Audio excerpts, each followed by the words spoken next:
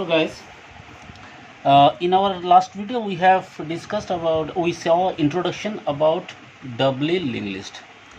Okay, so before exploring the operations like insertion, deletion, etc. in doubly linked list, let us first discuss the advantages of doubly linked list over single linked list. Okay, how a doubly linked list is more useful than a single linked list. See, in doubly linked list, every node has two link field. We have discussed that in our last class, that every node of a double linked list has two nodes. Every node has two address field. Two link means two address field.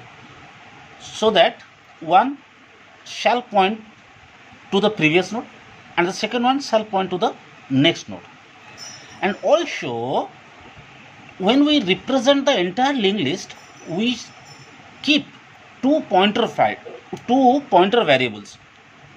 One to store the address of the first node, we call it head, and second one is known as tail. So because of this reason, it is possible to traverse that list. Traverse means we can reach every node. So we can perform traversal in both direction. So we can traverse from head till the tail node, or we can traverse from tail till the head node. So if we say this is my linked list, this is the first, it contains the address of the first node. Now we have two pointer fields, one is previous, one is next. Okay, now let's say here previous is 0. I am saying 0 means null. Now let us assume this one is 100, so it points to 200. So this block address is 100. So head contains 100. Now this is my second node. Again, this second node has two pointer field. One is previous, one is next. Now previous contains 100. Next contains, let's say, 250. So this is my third node. Now in the third node we have previous, okay, and we have next. Now next is 0 means null, but previous, this is 200, so previous is 200. Okay, now we have a tail here. So tail, the value of tail is 250, so it points to this node. Okay, now we can perform traversing from head to tail. So I can set a pointer variable, I can set a temporary pointer variable, initialize that pointer variable with this address of this first node, and I can keep traversing. I can reach to the next node from this next field. Once I reach here, I can reach to the next node from the next field. Similarly, it is also possible to traverse in reverse direction. So I can set tail, I can get the address of this particular node, and through previous field I can reach here, I can reach here. Okay, so what is the benefit of traversing in both directions? Now before traversing, if we say that we have an idea about, suppose we want to search a particular item, let us say we want to search a data item in the list. Now in normal searching, we shall conduct searching from the beginning means from the head node. So we keep searching from first, then we go for second node, then we compare, we go for third node, compare. Now let us assume that the data item present in the list are a sorted order. So the nodes are sorted according to the data value, so that the nodes are sorted in increasing order. So when in increasing order means the first node contains lowest data, second node contains the next higher data, third node contains the next higher data. Now suppose you want to search a data item which is at the higher side, which is the higher value. So when the value is higher, then you can guess that the data item might be present in the tail end. So that is the data item might be present in the second half of the list. So in that case, instead of searching from the left, instead of searching from the head, it is better to search from the tail in order to save some search time. Okay, so it is better to have searching options in both direction, and because of this the doubly linked list is also known as two-way linked list. This is also the reason why it is known as two-way. Why it is called two-way linked list? Because it is possible to perform traversing from left to right as well as from the reverse direction. This is the first benefit. Another benefit is, suppose you want to insert a node at the end. Suppose a new node is created and that you want to insert at the end side. Now when you want to insert the node at the last, in normal single linked list you have to get the address of the current last node, because the link part of the node contains null, so that link part must be modified. If you want to insert a new node at the end, then the link part or the address field of the current node, which is the last node, should be modified. Now to know this address, you need to perform a traversal in case of single linked list. But in case of double linked list, if you want to perform either you want to perform insertion or you want to perform deletion from the rear end, from the tail end, then you don't need to waste your time by traversing from left to right. So because already you have a pointer variable tail where you know what is the address of this particular node, what is the address of the last node. So these are the two benefits that you will get if you use double linked list. And if we talk about disadvantage of double linked list, there is only one disadvantage that we could see, that in this double linked list could use some extra storage space, because every node now contain one additional field to store the previous address, and also we need to maintain an additional pointer variable. So the only disadvantage of double linked list is, if I talk about disadvantage of two-way list, disadvantage is extra memory space. Memory space is used to store additional pointer field in each node. Okay, so the node size will become more, therefore additional wastage of storage space will occur. Clear? Now let us discuss the traversal algorithm. I told you the one of the major advantage of double linked list is that it is possible to traverse from both directions. So let us quickly straight away see how to perform traversal. Okay, so traversing a doubly linked list.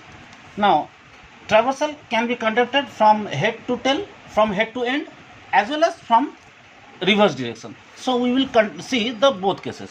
See, traverse from head to end is very much similar to single linked list. How? Let me tell you. Traverse underscore head means traverse the list from head. The parameter required is struct node asterisk start, or you can call it head. So head contains address of the first node. So now we can write begin. Now what is the struct node?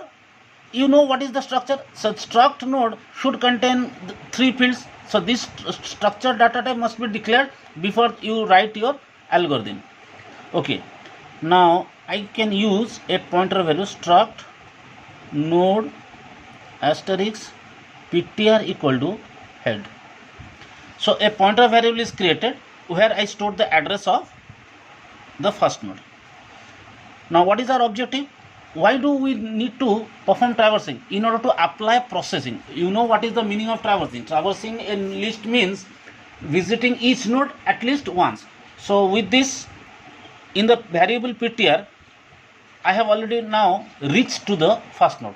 Now once I reach to the first node, we have to apply some processing. So apply process. So process to whom? Info part. So ptr of info. So once ptr of info part is processed, then we should visit to the next node. How can I get the next address of the next node? So I will update ptr equal to ptr of next. Okay, these two steps must be repeated until the value of ptr is null. So you should use a loop here while ptr not equals to null. So this algorithm is very much similar to the traversal algorithm of a single linked list, nothing new. So then we can write end. So algorithm is finished here. Now the important thing is, let us see how to traverse in reverse direction.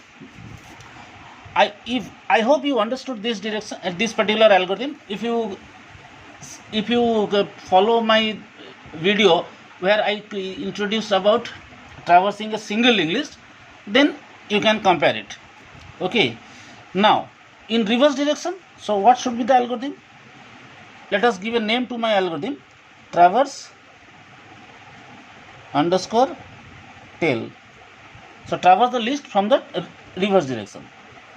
So struct node asterisk tail. So what is tail? Now tail contains address of last node. Okay, so we have to traverse from right to left. So now I can write ptr equal to, I will declare struct node asterisk ptr equals to tail. Okay, the address of the last node is now stored in ptr. Now simple, I need to perform processing to the info part. So I can simply write apply process whom? ptr of info. After processing ptr of info, what next? Currently ptr point to the last node. So after processing ptr of info, our objective is to move to the previous node. So how can I update the value? ptr equals to ptr of previous. So every node has 2 pointer field. Now I am, instead of going to the next node, I am going to the previous node of the last node. So what is the previous of last node? The second last node. Okay, now these two processes must be repeated until, when I move to the second last node, then I will apply the process. Again I will go to the previous of second last, and by doing so, ultimately I will reach null. At some point I will reach null because the previous field of the first node contains null. So I can write loop here while ptr not equal to null. I can write end while. So this is my end. Okay guys, I hope you understood. Let me draw the diagram. See, this is my first node, this is my second node. From here I will reach to the third node, and let us assume that there is another node which is my last node. Okay, now the last node contains null and the previous part of the first node contains null. The next part of last node contains null and previous part of the first node contains null. Otherwise, previous part of all other node contains some address. Okay, so this is the diagrammatic view of a linked list. Now to point this node, I will use a head. Head points to this node, and there will be a tail which points to this node. Okay, now the first algorithm traverses from left to right. Okay, currently head will be stored in ptr, so this value will be stored in ptr. Okay, so as long as ptr not equal to null, I shall apply process to ptr of info. So its info part will be, this is my info part. This info part will be processed whatever data value. Let's say data value are A, B, C, D. These are the data value present. Okay, so this one will be processed. Then I will change ptr with ptr of next. So from next I will go to the next node. So this address will be stored in ptr. So after processing the second node, again my PTR will change to the third node. Okay, from here. So after processing third node, again PTR will move to the fourth node. Okay, once I PTR moves to the fourth node, again its info part will be processed D. Then PTR equal to PTR next means this is current PTR. So what is available in the next part? 0 means null. So now PTR become null. So this condition will false. Move. Now when I see the second part, that reverse part, let's see this one. Struct node PTR equal to tail. So this one is tail. Its address is now stored in PTR. Now as long as PTR not equal to null, I shall apply process to PTR of info. So what is my PTR of info? D. So first the data value processed will be D. Then PTR equals to PTR of previous. So currently PTR this node and its previous value will be obtained from here, so which is the address of this node. So PTR value will be changed to PTR of previous. So now PTR will move to this node. Okay, so go back, then apply process to PTR of info, means its info part is C. So after D, the data processed will be C. Then again the value of PTR will be updated with PTR of previous. So the node which contains C, it's in the previous field of this node, the address of this particular node is available. So PTR now will point to this node. Then apply process to PTR of info, so it will process B. Okay, and then again it will move to its previous node will be this one, the first node. So now PTR points to the first node, and when it points to the first node, PTR is still not null because it already now pointing to the first node. So the process value, what is the info part? A, and then PTR will become PTR of previous. Now once we reach to the first node and its info part is A, now what is there in its previous part? 0. 0 means let's say null. Now this null value will be stored in PTR, and then when the condition is examined, this becomes false because PTR now equals to null and it will comes out of the loop. Okay guys, so I hope you understood these two traversal algorithm in a linked list. See, fast traversal is very similar to single linked list, but the second one is slightly modified version where I have traversed from right to left. Okay, so in our next video we will explore some more operations of double linked list. Thank you.